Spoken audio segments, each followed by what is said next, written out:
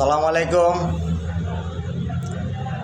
আজকে নতুন একটা কথা নিয়ে এসেছি। আপনারা জানেন যে আমাদের দেশে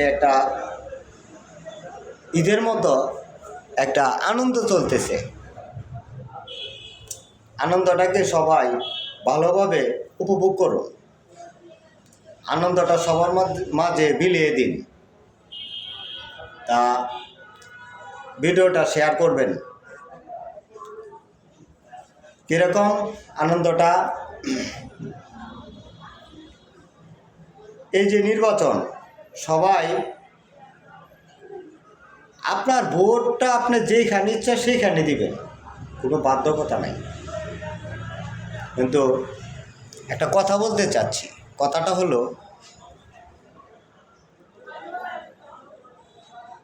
বিগত দিনে আপনারা দেখেছেন মানুষ পুড়িয়ে মারার একটা সিস্টেম হয়েছে, মানুষকে পুরায়। ভোটটা সেই জায়গাতে দিবেন যেখানে ভোট দিলে মানুষকে পুড়ে মরতে হবে না।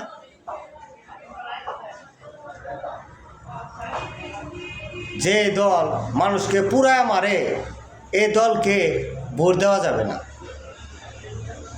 আশা করি শরীফুল আলম ভাইকে ভোট দিলে আমাদেরকে কাউকে পুড়ে মরতে হবে না। সেই দিকটা খেয়াল রেখে ভোটটা কোথায় দিবেন নিজে একটু চিন্তা ভাবনা করে ভোটটা দিবেন। আমাদের কুলিয়ারচর ভৈরবে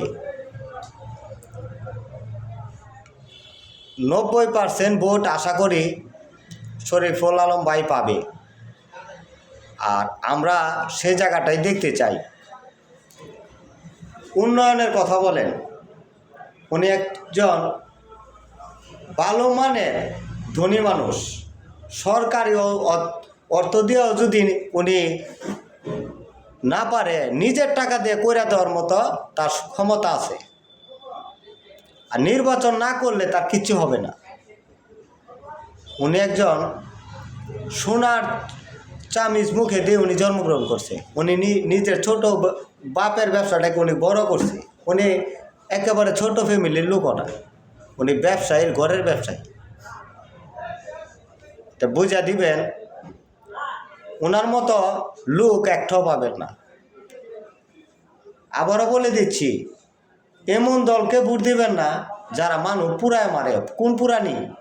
ওই যে কিছুদিন আগে দেখছেন না আপনারা, ওই যে ডাকাতে একজন পুরায় মারলো, ওই যে আরেকজন ওই যে ময়মনসিংহের দিকে পুরায় মারলো, জেতা মানুষ পুরায় পালাইছে। আরেকবার কয়বর থেকে আইন তুইলে পুড়ছে। ওই দলকে আপনারা ভোট দিয়েন না, বুঝা দিয়েন। আসসালামু আলাইকুম।